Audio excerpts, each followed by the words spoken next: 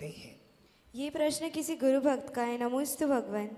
जब मंदिर में भगवान का अभिषेक हो सकता है तो जैन मुनि स्नान क्यों नहीं कर सकते? बहुत अच्छा सवाल पूछा है कि जब जिनेंद्र देव का अभिषेक हो सकता है तो जैन मुनि स्नान क्यों नहीं कर सकते हैं। पहली बात तो ये रही, जो हमने जैन प्रतिमा जिनेंद्र देव की प्रतिमा विराजमान की है वो मात्र एक स्थापना निक्षेप है। मतलब कि जब वो जिनेंद्र देव, जैसे आदिनाग का मंदिर है तो हमने आदिनाग की मूर्ति बनाई और उसमें किसी ना किसी दिगंबर साधु ने आकर पंचकल्याण कर कर सूर्य मंत्र देकर पूज्य बना दिया। किंतु जब आदिनाथ तीर्थंकर मुनि बने थे उस समय वो भी स्नान नहीं करते थे। जब वो केवली बने तब भी वो स्नान नहीं करते थे। जब वो घर में रहते थे तो स्नान करते थे। किंतु जब वो साधु बन गए तो साधु बन जाने के बाद उनके लिए मंत्र स्नान की आज्ञा मिली।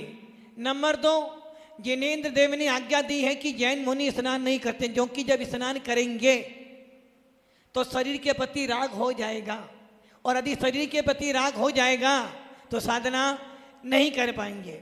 और यदि जैन मुनि स्नान करते हैं तो स्नान करने के बाद शरीर थोड़ा सा सुंदर लगेगा और जब शरीर सुंदर लगेगा तो सामने वाला शरीर तो देखकर उससे मोहित हो जाएगा और जब वो मोहित हो जाएगा तो साधना में बाधा आ जाएगी।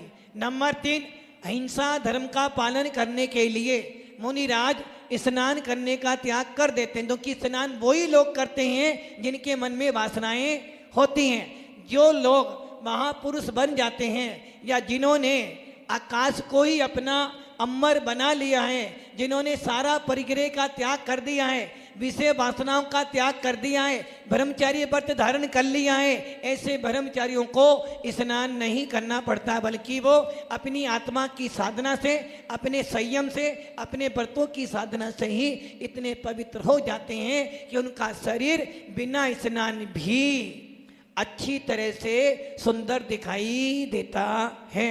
स्नान करने से पानी की बर्बादी होगी, अनंत अनंत जीवों का घास होगा। इसलिए अहिंसा धर्म का पालन करने के लिए, जिनेंद्र देव की आज्ञा का पालन करने के लिए, शरीर से ममत का त्याग करने के लिए, शरीर से मोह का त्याग करने के लिए जैन मुनि स्नान नहीं करते हैं। यश जैन, कोलकाता से। नमो